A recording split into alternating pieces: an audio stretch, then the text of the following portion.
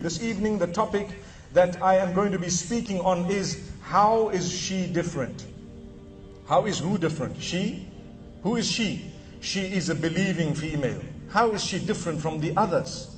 What makes her a believing female? What makes her so important? What is different about her? Point number one, and we need to know this, a believing female is focused. She is focused. She has focus. Focus upon what?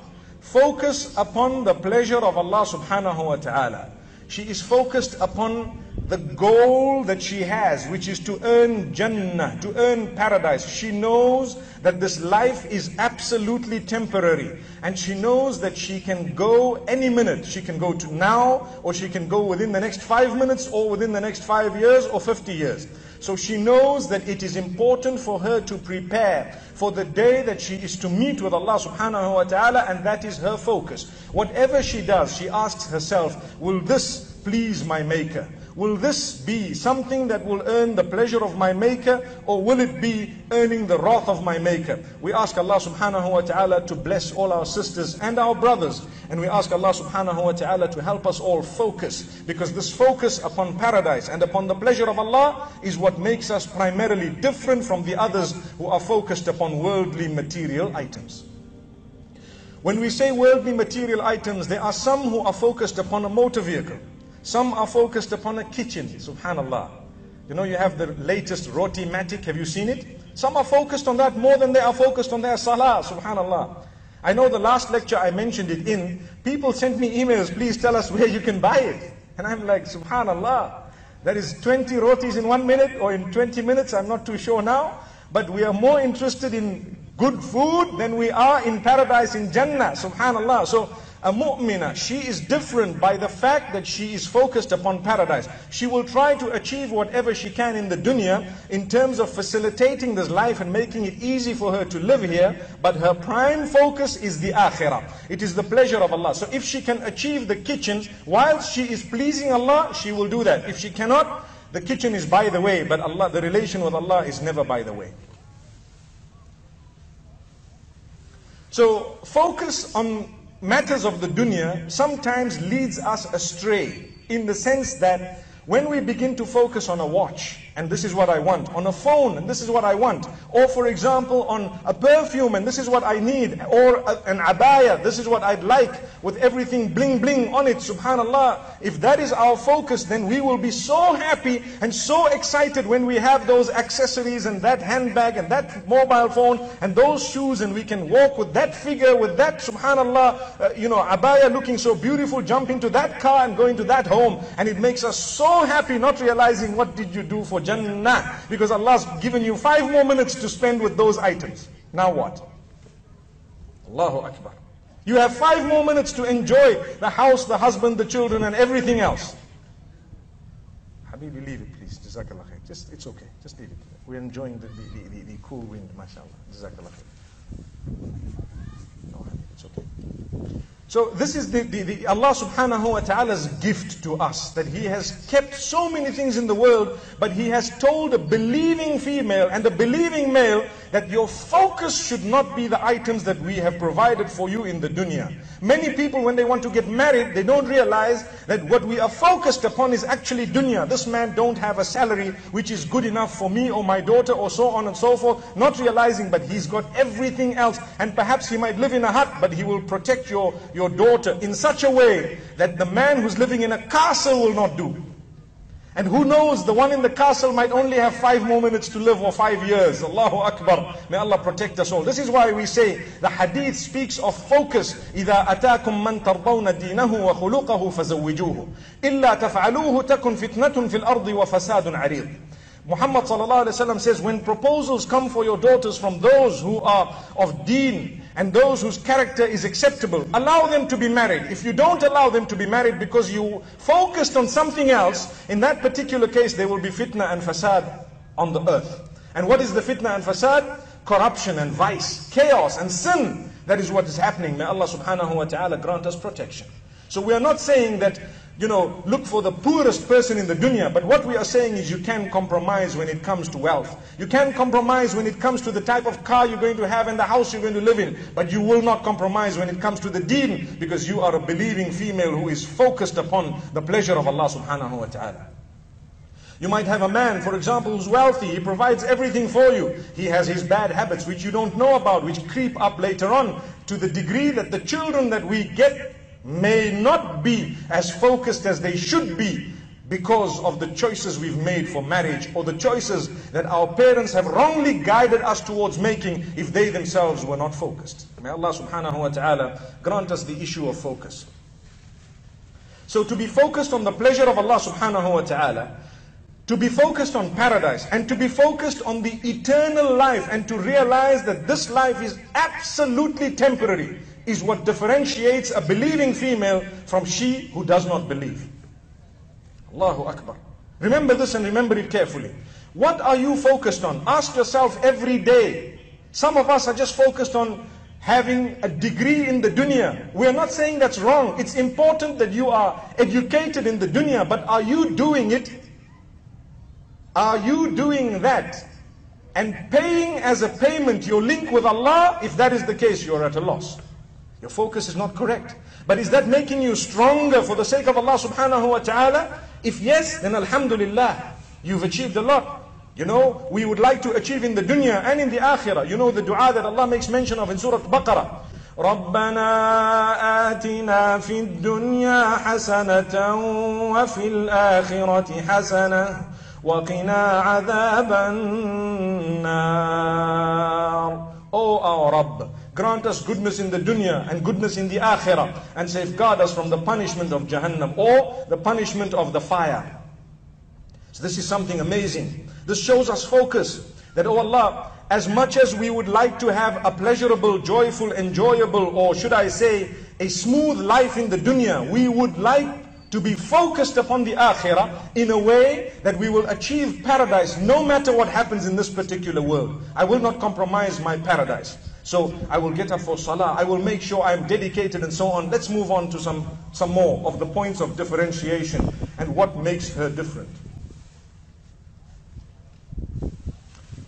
The next point we have closely connected to the first one, the issue of belief. Belief is in the heart. Belief cannot be seen by people. If I were to tell someone, I bear witness that there is none worthy of worship besides Allah, and I bear witness that Muhammad sallallahu alaihi wasallam is his final messenger and so on. If I were to say that, I have just become a Muslim, which means I have declared my Islam, my submission openly.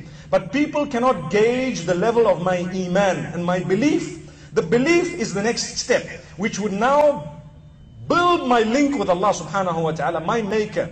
I bear witness that He who made me is He whom I'm going to return to. He has absolute control of every aspect of my existence. So if I am unhappy, He owns my happiness. If I am poor, He owns my wealth. If I am sick, He owns my cure. I need to know this, and I need to believe in it firmly. And this is what makes me focused, and this is what belief is all about. It helps us focus.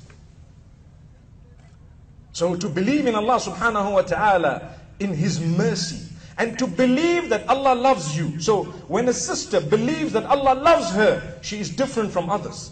She is different from those who don't believe in Allah to start with, or those who believe that Allah subhanahu wa ta'ala is not merciful. A'udhu billah. We all read the beginning of the Quran, and when we start off reading the beginning of any surah, we find Bismillahir Rahmanir Rahim, in the name of Allah, most forgiving, subhanallah. Or should I say, most merciful, most merciful.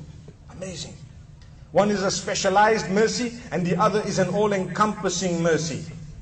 The first one is that which is all-encompassing, and the second one is that which is a specialized mercy for those who have belief in that mercy of Allah subhanahu wa ta'ala. So you need to believe that Allah loves you. Even if you are going through difficulty, my sister, Allah loves you. You're going through health matters and issues, Allah loves you. Be focused upon that. Believe that. That is what makes you different from the others.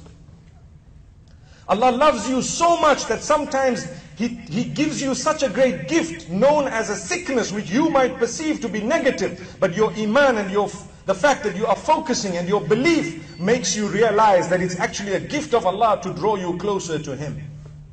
Amazing. This is belief. So I'm convinced that Allah loves me. Even if I trip walking down from here, I'm still convinced Allah loves me. I'm convinced. I don't need to become upset if this fan does not work or it's making a noise, or for example, I have a distraction on this. I don't need to get upset. I can rectify it with a smile, and I can still be the happiest person ever. Because I believe that Allah subhanahu wa ta'ala has given me an ability, and it's Him who gave me the ability. Had He not wanted it, I would not have had that ability. Amazing.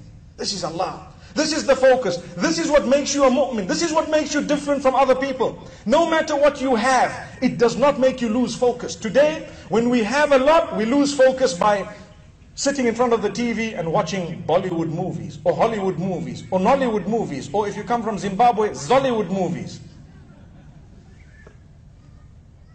And we're focused on that. Why? Because dunya, mashallah, ma'ana. You know, we have everything. We have the whole world. We have a flick of a finger and the driver comes. We have a flick of the finger, the car is there. We have a flick of the finger and everything is there. We have a little phone call or a little tapping on the internet and the shopping is at home. Allahu Akbar. So now what's left? I just got to sit in front of the TV and enjoy myself and have a massage every day and, you know, look at myself in the mirror and maquillage. Subhanallah, we're just interested in Mac and everything else. Why? Because we have lost focus. We've lost focus. So some of us are more interested in making ourselves up than we are in living the real life and focusing on Allah and focusing on paradise. That face is going to be eaten by worms. May Allah protect us. But it's a reality. Allahu Akbar, that was quite a hard statement. But it's a fact. You have to face it. If you're focused, you will know, mashallah, I am allowed to look great, alhamdulillah, because that's Allah's gift upon me. But if that is my focus, then I've lost focus. To be honest with you, I've lost focus completely. That shouldn't be. My main aim of existence is the makeup. No. Like I say, when Allah's blessed us with so many things and we've got good health, we want to show things. So Allah says, I can just take that away momentarily so that you realize that I have given you a gift and you realize, refocus, come back to us. May Allah subhanahu wa ta'ala bless us all. To believe and to be convinced in the power of Allah subhanahu wa ta'ala is also what makes a mu'minah different from others. What makes her different is that she is convinced in the power of Allah. Nothing is impossible for Allah. So if you are a person who has had no children, not at all, 14, 15 years have passed by, you will still continue making dua to Allah and having hope that one day He will provide you with what you are asking. Because you are different. You have conviction and you know that Allah has given you so much in the Quran to show you that others have delivered even after 50 years, 60 years, 80 years of their lives. Allahu Akbar. Allahu Akbar. So a believing female is convinced as to the qudra and the power of Allah subhanahu wa ta'ala. I believe firmly, and the men as well, obviously this is a believer. We believe firmly that Allah subhanahu wa ta'ala can do anything. He can do absolutely anything. Nothing is impossible for Allah subhanahu wa ta'ala. That's what I believe. That conviction is what cures you when you are sick. Do you know that? That conviction is what cures you when you are sick. And that conviction is what provides for you when you don't have. You are convinced because that is the power of Allah that comes in. And it is Allah who is the provider. Ultimately, it is always Allah who does that for us. When we make dua, we need to be convinced as we are supplicating our Maker that Allah is going to provide this for me. Why should we supplicate if we are half-hearted saying, well, it might not be, and maybe, perhaps, and so on. So many people who have had cancer, may Allah grant them cure, have been cured not by medicine alone, but by the will of Allah through His power, where He has given the ability to diagnose it at a certain stage when it was early enough to have cured it. Allahu Akbar.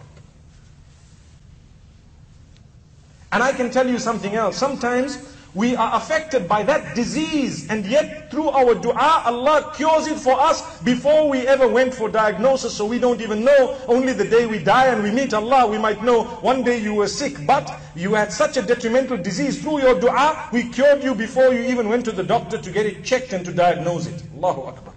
My mothers and sisters, I pause here for a moment and I divert slightly to say, remember one thing, when you are sick and ill, it is your duty, incumbent upon you, to seek medication.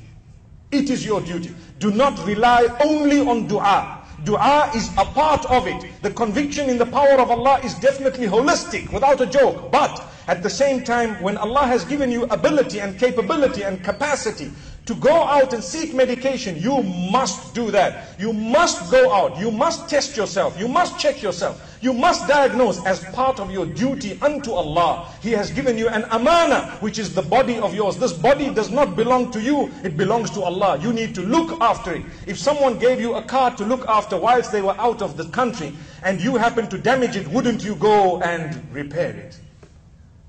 Before they came to say, this car doesn't belong to me, before anything happens, I better drive it carefully, I better make sure everything is okay. If I've had a speeding fine or two, I better go and pay it up before this brother comes back, or whoever comes back, and before I have to give the car back. The same applies to our bodies. They are not ownership of ours. So a believing woman does not just tattoo herself anywhere and everywhere because she knows that is haram. She does not just pierce herself anywhere and everywhere because she knows where the limits are. Allahu Akbar. Whereas when you have people who are not believers, or sometimes their iman is weak, they don't even know, and sometimes they know but they defy, and they begin to do things not realizing that this body is only a uniform given for your soul to exist in this temporary world for a little while, and Allah will take it away. So I normally say that Allah took a soul and put it into your body. So your body has worn the soul. It's the uniform of the soul. One day the body will take out that soul. The soul will come out by the will of Allah. You leave the body and the uniform gone down. You are no longer known by your name, or the body is known as the body after that, not with your name. You know what that means? Every one of us, when we die, nobody's going to say, where's Muhammad? They will say, where is the body? Bring the body here. Is the body at home? Is the body there? They're not going to say, where is Khadija? Bring Fatima here. Bring Abdullah this side here. Or, lower Abdullah into the grave. Nobody ever says that. They say, lower the body into the grave. Bring the body here. Bring the body there. Where is the body? How far is the body? What happened to the body? And so on. Why is it the body? Because the soul is gone.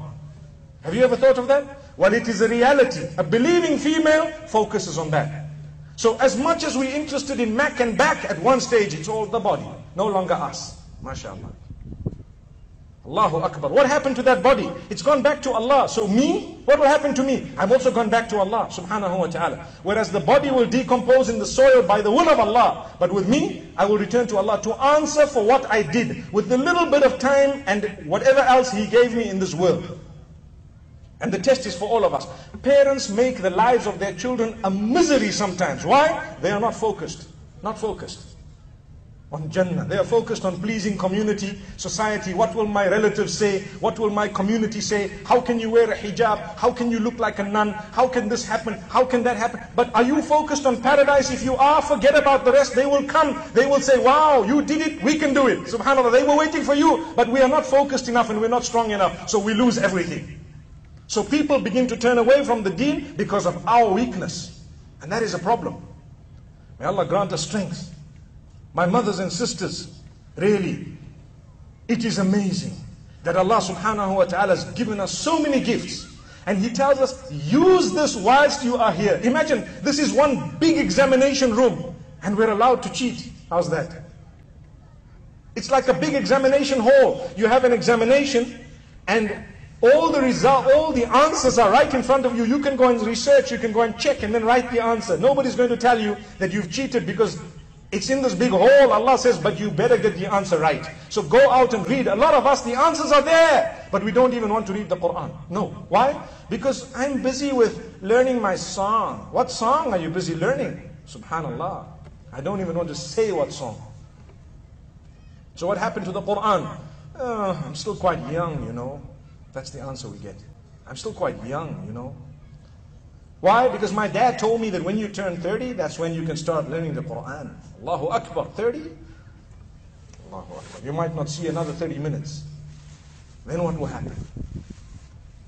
This is what makes a believing female different from others. She knows what she wants. She knows the temporary nature of this dunya. She knows the temporary nature of her body and her existence. And she knows that she will change from this particular world to the next in a different existence altogether. Which means in another place altogether. By the will of Allah subhanahu wa ta'ala. So to believe in the power of Allah and the fact that He can do anything and everything. When a person is sick and ill, we make dua. Together with that, we do what is known as dawa. Dawa meaning the ilaj, the cure. To visit the doctor, to try our best. Then we ask Allah, we cry to Allah, and we are convinced Allah will cure us. You know, when you find someone terminally ill and the doctors tell you that, okay, there are 2 days left. Many of us have been told you have had 2 days left. 20 years down the line, we are still as fit as a fiddle. What happened? Well, medicine was wrong. That's what happened. Well, the truth is, it's the power of Allah. We tried, and Allah subhanahu wa ta'ala provided. But even after 20 years, you still have to go. You still have to go. So Allah gave you another 20 years to pack away more good deeds in your bank. As many good deeds as I can. You know, when we're young, we don't have a bank account. At a certain stage, people start opening bank accounts. They begin to work. The salary goes in. They want to save. The savings become big and huge. And they get so happy. Why? Because Rasidna, subhanallah, wasal ila 10,000. Our bank account is now 10,000 dinars, you know. The dinar is so strong. Wow, 10,000, that's a beautiful rasid. I can do something with it. Not realizing, when rasidak lil akhirah? Where is your bank balance for the akhirah? Where is it? What has happened to it? Nobody is saying don't pack away money for the dunya, but don't give preference to it because your focus is on the akhirah. Every dinar that you have packed away for the dunya, you need to pack away good deeds worth more than that for the akhirah. Because the akhirah is everlasting. As for those dananir, they will not help you for more than another 10 to 20 years. When you get a job, finally you settle down. How old are you? 40 years old. You've now settled and everything is okay. The average age of people who are now considered people who have settled down and now they're looking after their children and preparing for their kids, 40 years. How many years have you left? If you're lucky, you have another 30 years to go. And then what? Then I need to get into the akhirah. Then everything I did which was focused upon the akhirah will come to benefit me. So don't lose focus. That salah that you read, the dress code you had, the goodness you had, all the good that you did will come to help you. May Allah protect us. And the tawbah you engaged in, something powerful. The problem with us, we lose conviction in Allah's power. So we think Allah is not powerful. And we think that He's not going to grab hold of us when we do things that are wrong. And when we are astray, if a person doesn't read salah, it doesn't affect Allah, it affects them. If a person does not want to dress appropriately, believe me, it does not affect Allah, it affects them. And it definitely affects them. But they don't realize. And it will affect them. Subhanallah. When a person wants to engage in bad habits, it will affect them. It doesn't affect Allah subhanahu wa ta'ala. لا تنفعه طاعة الطائعين ولا يضره معصية العاصين. The good deeds of those who do good, they don't help Allah. And the bad deeds of those who do bad do not harm Allah subhanahu wa ta'ala. It's for us. This is us. It's all about us. Subhanallah, it will help me or it will harm me. So I better be focused. And I have a beautiful way out, at tawbah. I can turn to Allah at any time and say, Allah, forgive me. Let me gain focus again. You know what? This might be my last few days in this dunya.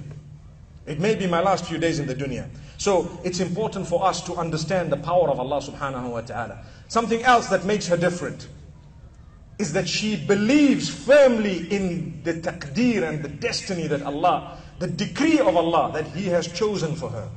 Sometimes we make a lot of dua and Allah does not want to give us something. We are convinced that that was the best thing that could have happened. That is a believing female.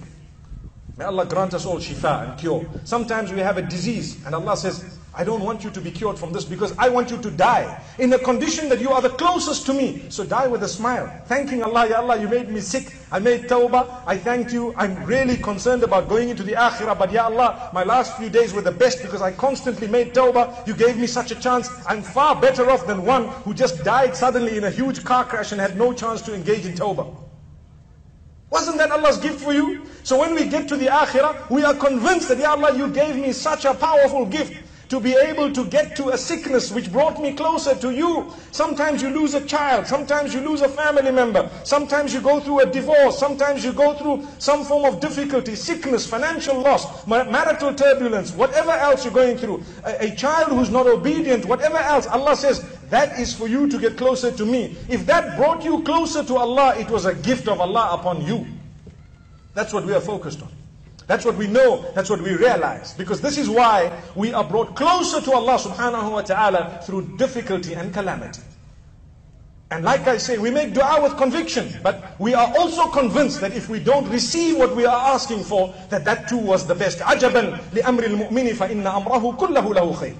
The Prophet ﷺ says, amazing are the affairs of a true believer. All his matters are always full of goodness. All of them. He's never upset. إِنْ أَصَابَتْهُ سَرَّاءُ شَكَرًا فَكَانَ خَيْرًا لَهُ. When goodness comes in his direction, he is thankful to Allah. So it was better for him because it brought him close to Allah. How many of us, when goodness comes to us, we draw closer to Allah?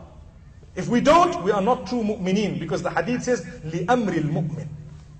Amazing are the affairs of a believer. So if we are not, if we have a promotion at work and a salary increase and we have millions and billions, our business deals are going right and we've bought the cars we wanted, the houses we wanted, the luxuries we wanted, the perfumes we wanted, the accessories we wanted, the abayas we wanted, whatever else we wanted. We've got all of that, but it did not bring us closer to Allah, then we have lost. We cannot call ourselves true believers. We might be believers, but not true believers. Because this hadith says, when goodness comes to the direction of a true believer, you find him thankful, it brings him close to Allah. Shakar. A shukr means a person who acknowledges the gift of Allah by worshipping Allah and obeying Him. That is the meaning of shukr. To thank Allah, to acknowledge from Allah by obeying His instruction. Imagine someone says, oh, I thank you Allah, but you are not dressed properly. That's not thankfulness. Imagine you give a person $1 million dinar and they say, thank you very much, and they know that you don't like, for example, let me give you a simple example. They know that you don't like sour milk, for example. Just a thumbs up, just an example off the cuff. And they come to you after you've given them $1 million dinars with a whole pint of sour milk and tell you, please accept this as a gift. And you're so upset. But you know I don't like this. You know it's bad. That's one example. The other example is, imagine you give a person $1 million dinars and they come back and throw eggs at your house. What would happen? Is that gratitude? But they've told you, thank you, really I appreciate it. Their mouths said something, but their deeds are showing you something else. Why do we do that with Allah? When He's given you your life, your breathing, your eyes. Your eyes can see without a little knob on the side focusing somewhere. No, your eyes can see absolutely everything by the will of Allah subhanahu wa ta'ala. And they are automatic focused. Your ears are automatic. You know, you can hear without having had a knob on your earlobes, trying to twist it around like it was an old radio that people used to listen to. No, amazing. And yet we are not thankful to Allah subhanahu wa ta'ala. Where are we? What is happening to us? We're losing focus. We don't even know, we don't even realize. So my brothers and sisters, it's important for us to understand, when we make a dua to Allah, when we call out to Allah, through His gift, sometimes He will not give us what we want. Because He knows that is better for us. Don't become upset. The ending of that hadith says, وَإِنْ أَصَابَتْهُ ضَرَّاءُ صَبَرَ فَكَانَ خَيْرًا لَهُ. A true believer, when something negative befalls them, or reaches them, or touches them, or they are harmed by something, they are patient, they are forbearant, they persevere, they don't lose hope. So it is better for them. It's better for them. What's better for you? It's better for you to be patient. Don't ever question Allah. Ya Allah, why me? Why did my child have to go? Why did I have to suffer this cancer? Why did I have to be affected by AIDS? May Allah protect us all. May Allah grant us cure, even miraculously. Ameen. Why did I have to be this? And why did I? No, don't ask that question. You thank Ya Allah, if this is what you want, if this is how you want me to go, I do not compete with you, you are my maker. But I ask you to cure me through your mercy and your power. That's the proper way. Ya Allah, if this is how you want me to go, I'm not going to compete with you, because you are my maker. You made me in the first place, so I belong to you, you own me totally. You own me completely, Ya Allah. But I beg you to grant me cure, Ya Allah, from this disease I have. Ameen. That's the way we should be looking at it. I don't want to compete with the decree of Allah, but at the same time I can never ever. May Allah subhanahu wa ta'ala grant us protection. Whilst we don't want to compete with the decree of Allah subhanahu wa ta'ala, we should be making dua that Allah grant us the cure and Allah open our doors. No one wants to die, but everyone is going to die. Like I always say, how many people want Jannah? Put up your hand. Everyone. Who wants to die now? Put up your hand. No one. How are you going to go to Jannah if you're not going to die? Well, you might say, well, I don't want to die right now. Believe me, the weakness of man, no matter when death comes to him, he's always upset. But then why are you making dua? Ya Allah, grant me Jannah, grant me Jannah. Allah says, okay, this is your Jannah. You say, but Ya Allah, grant me a long life. I don't want to die, Ya Allah. I don't want to die, Ya Allah. So what happened to the Jannah? Come on, we want to give it to you. Tuhfatul mu'min al-mawt, the gift of a true believer, is actually death, because now you're going to get what you want. It's like a child saying, oh, man, make me first in class. Okay, I worked so hard, I'm first in class. I need the prize. When is the prize giving? Oh, it's on Sunday in the evening. I'm not going to come. I'm not coming. Because why? I don't want to go. It's night time. Allahu Akbar. When are you going to get your prize? So we need to think about it carefully. Death is something you have to go through. Al-mawtu babun wa kullu an-nasi dakhiluhu. Death is a door, and every single person is going to go through it. But the question is, have we prepared for it? Have we tried? Have we been focused upon it? Or are we just focused upon this and that and so on and so forth? You know, we have our schools, and mashallah, our children are doing very, very well in the school. My child can read a book with the eyes closed now, but come to Quran, they don't even know a word. Come to what the religion is supposed to teach, they don't know a thing. And Allah has only written 14 years for that child. In 14 years, the child is going to go. So when the child goes, may Allah protect us all, but it's happened. This is reality, we need to talk about it, and we need to let it wake us up, because without it, we won't wake up. So 14 years later, your child is gone. Now, everyone is going to be bragging to say, wow, the child was first in class for so many years, the child was very intelligent, the child was this, the child was that, the child was top in mathematics, top in this, top in that. But you busy sitting there lamenting, Ya Allah, the child is in the grave. In the grave, we've never heard that the angels will come and ask you, what were your results for mathematics? Is that what we were taught? So whilst we are importantly looking quite focused upon the dunya and the secular education, we should not lose focus upon that which is more important. Allahu Akbar. بل تؤثرون الحياة الدنيا والآخرة خير وأبقى. Surah Al-A'la, powerful. It's read almost every week in the masjid, in Jumu'ah. And Allah says, nay, you have given preference to the dunya, yet the akhirah is better and it is everlasting. So that which was not everlasting, we focused on it. Why? Because we were lost. I am not at all calling for us to take our children out of the schools, no ways. I probably went to some of the best schools that were available to me. But all we are saying is be focused. Be focused on something greater. Do not do one at the expense of that which is more important. That's what we're saying. That's all. There's no further statement.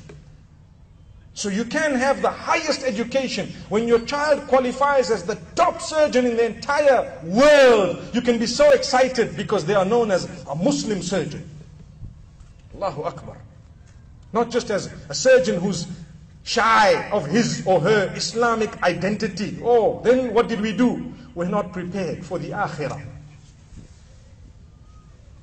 So we are convinced, inshallah, that Allah will help us, Allah will guide us. We also accept the taqdeer that Allah has chosen for us. That's what makes us different. We have to accept it. But we don't blame taqdeer for our failure.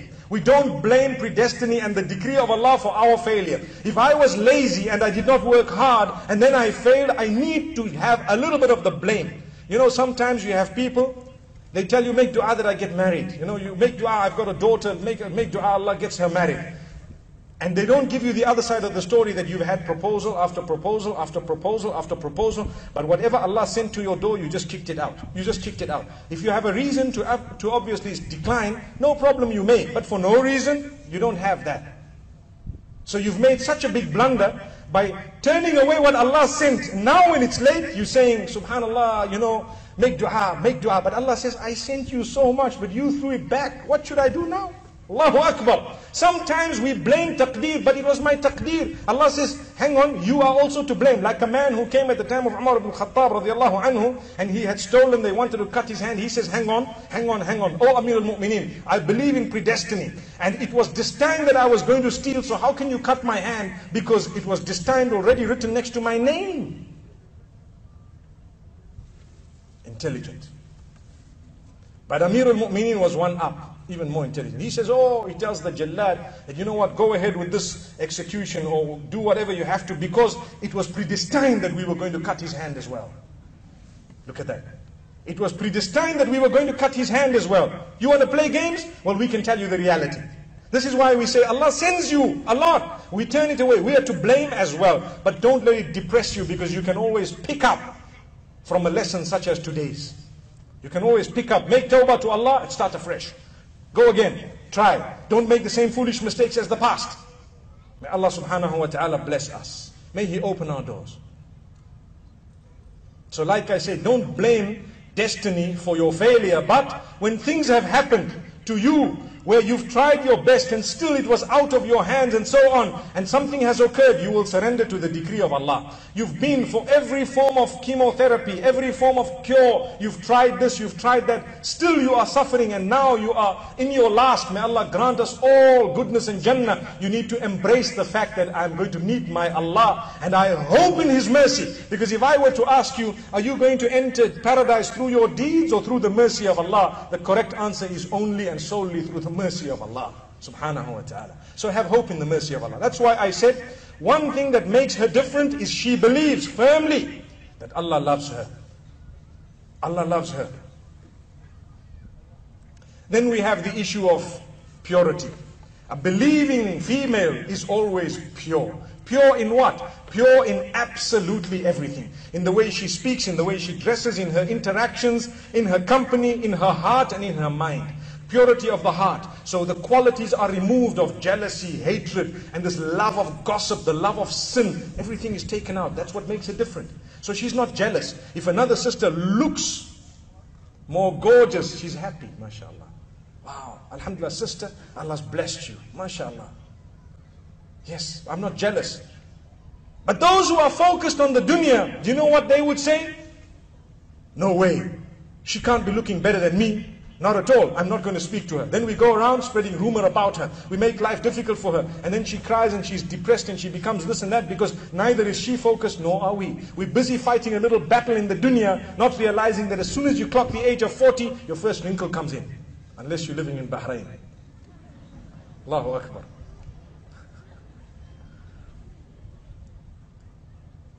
In Bahrain, I think it's at 50. May Allah protect us. So, this is what happens, my mothers and sisters. We cannot be focused on little matters. We cannot be focused on these small things, subhanallah. We cannot be jealous of one another. No, we cannot start envying. You know, they've got a car, I need the same car. Well, you know what? She wakes up for Fajr and Tahajjud every morning. Where are you? Where are you? Watching movies until 12 at night, on the internet, busy with whatever else. Now you have Line and WeChat and we don't chat and everything else is there. And what do? We're busy on that until 2 in the morning. We go to sleep. When it's time, well, the muaddin calls out and he says, Hayya al-falah. And we're busy heading in another direction. In fact, he says, As-salatu khayrun min an-nawm. Salah is better than sleep, and we're just in our beds at that particular time. What happened to the salah? Gone. Then we are jealous of the sister who's got. How? That's loss of focus. So what makes her different is she is focused on purifying her heart. She knows that I need to purify this heart. I will take out from it jealousy, hatred for others, deception. I will take out from it malice, any form of evil that is in it, the love of sin, the love of the dunya that exceeds the love of Allah is very, very bad. It is actually completely forbidden. If you love the dunya more than you love Allah, there is a problem. So if trying to earn the comfort of this world, we are earning the displeasure of Allah, we have done wrong. And we need to remember this and we need to know it. So purification of the heart, Purification of the mind is extremely important as well. She is different because her mind is pure. When she sees things, she doesn't jump into conclusions that are negative. Rather, she jumps into the most positive conclusions. Her mind is pure. She has a clean relation with people. She has clean understanding of what's happening.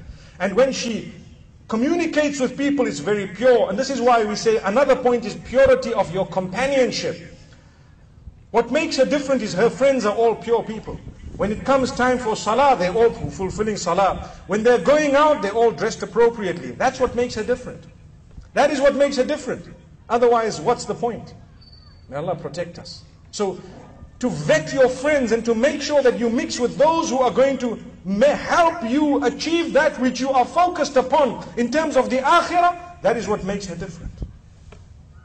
Purity of companionship. Your purity of interactions. You don't just interact with anyone and everyone because you know that Allah created you and He knows best how your machine operates. Simple way of wording it. Someone's made a Toyota, they will tell you how the machine operates. You will follow the instruction because you know Toyota has put in this and this is how you operate it. So when Allah made you and me, we are more sophisticated than a Toyota. So He sends the Quran and the Rasul sallallahu alaihi wasallam to us in order to tell us how we will be operated in order to achieve success and the best mileage from our fuel. And yet we want to turn away thinking, no, I can interact and intermingle and I can do what I like with who I like because you know what? I'm an adult and I'm responsible. And Allah says, hang on, you don't know. The heart and the mind are the most powerful organs Allah has blessed you with. Never ever give control of them to anyone besides Allah. Otherwise you will be hurt and hurt very badly. A lot of people are struggling and suffering, depressed because they gave their hearts away to someone they met on the net. And that person just used and abused. Can I tell you? There are a lot of people who suffer because there was a password. There was a password made up of 8 characters that was used in order to use them, to get to them, to abuse them. What's that password? I love you. 8 letters. And he continues telling you, I love you, and he's lying. He doesn't even know what love means. He's not focused at all. If he knew what it meant, he wouldn't be telling it to you. He would be upright. So that was the password. Once he clicked password, enter, straight into your heart. Ooh, I love you too. Wow, Allah protect us. Then what happened? We are lost, we are gone, because a year down the line, we are crying, we are depressed. And you can't even tell my father or my mother nothing because they don't have a clue what was going on and they will tell you, you're a fool. Allahu Akbar. But it's their fault as well. They did not play a role big enough in your life to know what was going on. This is why we say if you're focused, you will know your children are a ni'mah. You must be focused upon them as well. That is Allah subhanahu wa ta'ala who placed a duty on your shoulders to look after your kids. That's what makes her different. She is focused. We're going to get to that inshallah. So don't allow this password, that people utter to be a password straight into your heart, because anyone could say that and press enter and that would be the right password. And so now we are caught, we are hooked. And what happens? Shaitan's got grip of us. Like I say, and I'm repeating this, the heart and the mind are the most powerful organs Allah's given you and blessed you with. Do not allow people to control that. Nobody shall control that besides Allah. Don't hand it over to someone. No, it belongs to Allah. We will only do with the heart and the mind that which will please Allah. Yes, so when you're married, you have a spouse, alhamdulillah, within the limits, you will be able to give a portion of your heart and your mind too, by the will of Allah. Why? Because that's what pleases Allah. But if you give it elsewhere, believe me, you're not focused. It's going to come back. And believe me, I'm a counselor, I know what I'm talking about. It comes back to haunt you because everything that's rosy, the clubs and the nightclubs and the glamour and the nightlife and the parties, people are focused on parties. Come Friday night, they're at a party. What party? Well, we went to a party, we had fun and we danced and we had music and everything else. What happened? You're not focused on the akhirah, not at all. Did that party help you at all? No. What, do you want me to sit and read the Quran on a Friday night? Allahu Akbar. What an answer. What an answer. No. May Allah grant us goodness. How can you leave the home in the morning without having read one verse of the Quran? How? But we do. What did I say? One verse of the Quran. I challenge you. Do you want to make a change in your life? Before you leave the home every morning, please, can we promise one verse of the Quran? Let's put up our hands. Will we read one verse of the Quran before we leave our homes in the night? Alhamdulillah. Believe me, it will change your life. It will change your life. And read it with its meaning. Understand what you've just read. And you'll see the words of your Maker, the one who made you. If you think you're falling in love with this one and that one because of how nice they look and how hot they are and how sharp they are and how wealthy they are and how beautiful they look when they're walking and talking and so on, believe me, the one who made them should primarily be the one whom you are in love with completely. That's what it is. But we lose focus. It's Allah subhanahu wa ta'ala who made us in the first place. That's what makes her different. Subhanallah. So we spoke about interactions, purity of interactions, purity of companionship, purity of the heart and the mind. That's what makes her different. Purity of her dress. Because she knows when Allah has instructed me to dress in a specific way, which is beautiful, it is absolutely gorgeous. And Allah knows why He has told that to us. So what makes her different is she does not compete with the law of Allah. Not at all. She knows, if Allah told me this, I will follow it because I am the creature of Allah. I want paradise, I want Jannah. And to be honest with you, I will do what Allah subhanahu wa ta'ala wants of me. And that's it. That's what makes her different. We don't want to compete with Allah. No, I'm still young. I can move around naked. I can do whatever I want. I can show my legs. I can do this and do that. Well, the one who's attracted to you to marry you would have been attracted to your legs. Then what will happen? When he sees legs better than yours, he's now attracted to those. Same applies to your hair. I always like to say, you know the shampoo, everyone wants to show how nice it looks when the wind is blowing on my hair because I've got thick hair. Suddenly you start losing the hair. That's Allah tapping your shoulder telling you, put on a scarf. Allahu Akbar, put on a scarf. And you really don't want to? Well, we take out a little bit more of your hair. Allahu Akbar. May Allah grant us shifa and cure. Not always the case, but I'm just giving you an example. Don't be offended. And if he was attracted to you because of your hair, wait until you were expecting. You might lose a little bit more hair, then he might look at someone else's hair. Then there's a problem in the home. Why? We were not focused in the first place. He must marry me because of my deen, my akhlaq. Those two things can get better, not worse. Not to say that he must not look at what I look like. That's correct, you need to. But that's not the focus of it. I can compromise a little bit here and there when it comes to looks and size and age and so on. Those are all things I can compromise. But when it comes to the deen and the khuluq, I don't want to compromise. That's what it is meant by it. Then we are focused on purity of speech. What makes her different is she doesn't swear. So do you swear? Allahu Akbar. What makes her different is she doesn't hurt people with her tongue. When we say hurt people with the tongue, meaning utter vulgar words, utter falsehoods, accusations, gossip. She is away from gossip. That is a true believer. If she's not, there's a problem with her iman. She is pure from backbiting. That's what makes her different.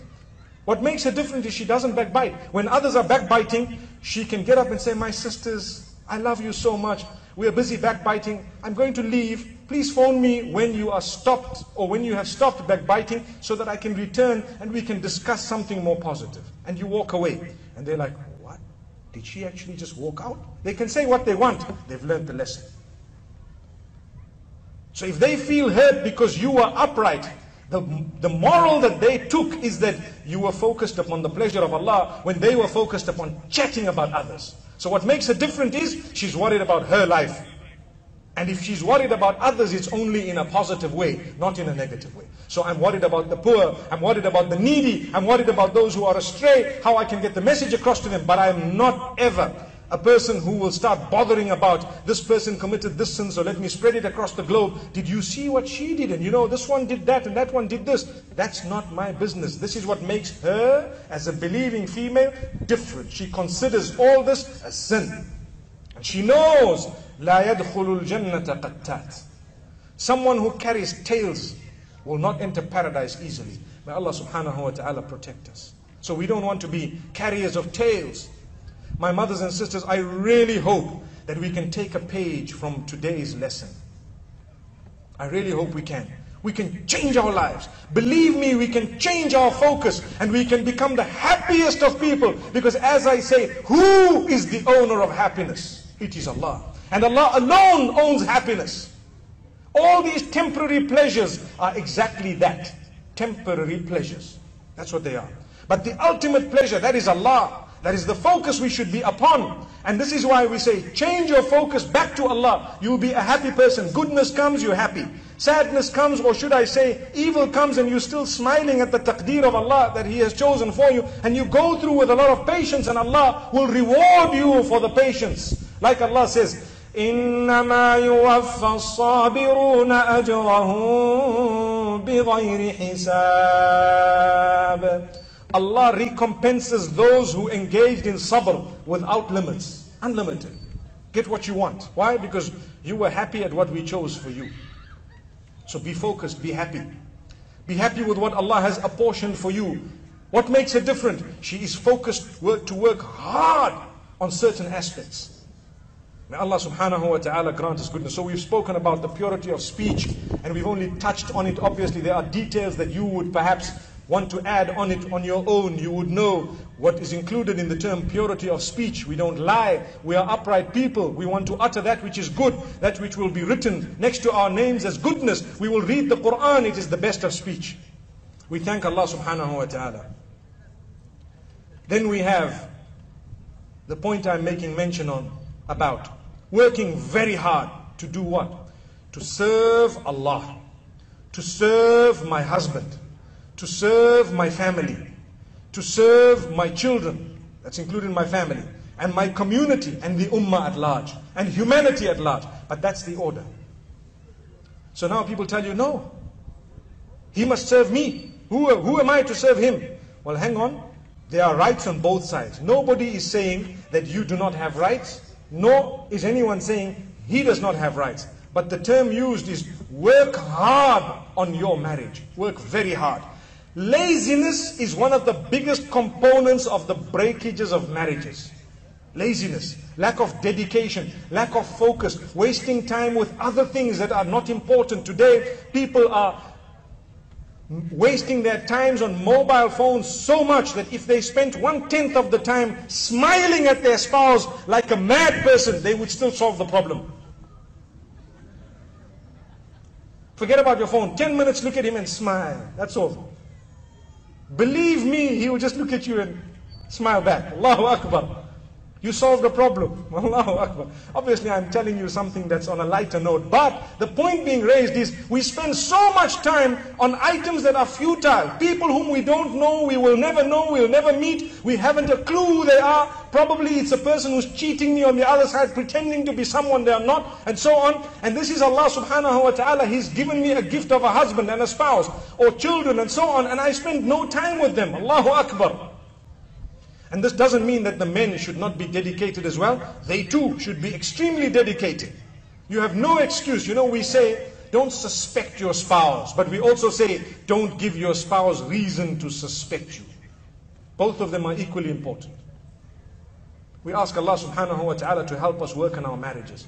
Too many people are unhappy for petty reasons, petty issues, things that can be resolved and solved. Why? We're not focused. I don't realize I've got a few more days in the dunya. What am I trying to do? I've got children to raise. I've got a qabr to prepare for, a grave to prepare for. Allahu Akbar. May Allah grant us focus. So that's what makes her different. She knows. She knows that a sacrifice is required of me to serve. To serve who? To serve the cause that Allah has instructed me to serve. May Allah bless us and make us of meaningful benefit to everyone around us. The last point I would like to mention this evening. What makes her different is that she is not enslaved by the adverse environment around her. I touched on this at the beginning. Let me say it again. She is not enslaved by brand names, by trends. Imagine you have a trend. People are doing things, so we all want to do that. Everyone has their hair, and it comes down to the front, and it's painted pink. So everyone has to paint it pink. Why? Because that's what Beyoncé did. Allahu Akbar. May Allah protect us. If that is the system of operation, we've lost focus. So what makes her different is she is original. That's what makes her different. She is original. She is herself. She knows I'm a believer. I owe my life and my existence to Allah subhanahu wa ta'ala. I don't owe it to the trends around me that are un-Islamic. If there is a good trend of people who are reading the Quran, people who are engaging in halaqat and engaging in different forms of learning and getting closer to Allah, then that is a brilliant trend, mashallah. But we're talking of the evil trends around us. A believing woman is never ever enslaved by the trends. Rather, she is original. She remains on the same thing no matter what. The world can come up with all sorts of things. Do you know, if you take a look at the shoes, subhanallah, may Allah protect us. A lot of women are guilty of focusing on shoes. So when you open the cupboard, you have 45 pairs of shoes. You have the clogs and the court shoes, and you have the high heels and the slops and the sandals and so on. Pink and green and orange and purple and mauve. Like I say, I don't even know what color that is. I just heard it.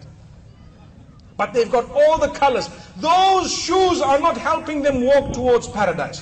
Why? Because they're not focused. I'm focused on shoes. When you get to the grave, are they going to ask you, how many pairs of shoes did you have?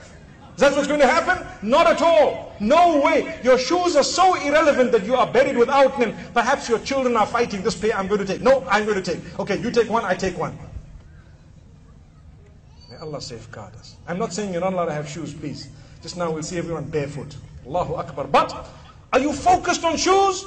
Because it's the trend. They wear this type of shoe, now I've got that one. They wear that type, I've got that. You can operate with a shoe that's beautiful, comfortable, lovely, and it serves the purpose of your feet. Do you know, a lot of sisters, sadly, have calluses on their feet and blisters because they are using shoes that they do not fit into, that are so uncomfortable, but just because they want to wear shoes that are acceptable in the eyes of those who are the slaves of the trends and the brand names, they would do that.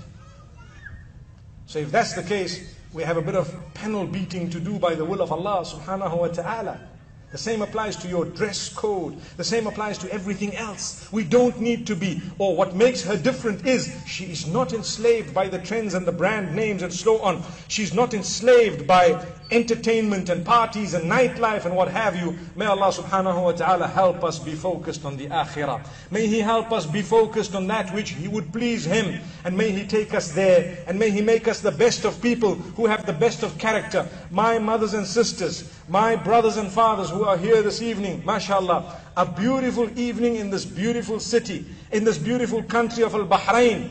And Allah subhanahu wa ta'ala has brought us together for a reason. And the message I've delivered for you is pertinent to me to start with, and thereafter for every single one of us. May Allah grant me humbleness and humility, and the same to every one of us. May He make us love one another, the pure, true love which is for His sake. Someone asks, what is the meaning of loving you for the sake of Allah? To be honest, we could translate it to mean, I love you in such a way that everything from you that will bring me closer to Allah, I love. The fact that it is in you. By the will of Allah, you will help me get closer to paradise. And anything that is negative, I will help you recognize it, and I will help you eradicate it, because that is the love in the name of Allah subhanahu wa ta'ala. It is for the pleasure of Allah to get closer to Allah. May Allah subhanahu wa ta'ala grant us that particular love. We are here only and solely for His sake. I hope and I pray what I've said is not just entering one ear and exiting the next, but inshallah it is something that will meaningfully change my life, make me focus, make me refocus, make me look back into my life and change a few things, such that the day I die, I tell myself, Ya Allah, you've given me such a beautiful life, time to prepare for the day I'm meeting with you. Here I am, Ya Allah, take me with the mercy of yours, grant me Jannah. May Allah grant us the Shahada the day He takes us. Ameen. And may Allah subhanahu wa ta'ala grant us the good words of La ilaha illallah Muhammadur Rasulullah sallallahu alaihi wasallam the day He takes us away. May He make it easy for us to go, and may He be very, very merciful upon all those whom He's taken away, and may He be merciful upon us the day He takes us away. May He grant us the intercession of Muhammad sallallahu alaihi wasallam, bearing in mind that we would only deserve it through His mercy and through the trial. May we all be from amongst those who can try to be focused, because that's what makes all of us different from those who are totally hopelessly unfocused. May Allah protect us all. Wa sallallahu wa sallam wa baraka ala nabina Muhammad. Subhanallah bihamdihi, subhanakallahumma bihamdik, nashhadu an la ilaha illa ant, nastaghfiruka wa natubu.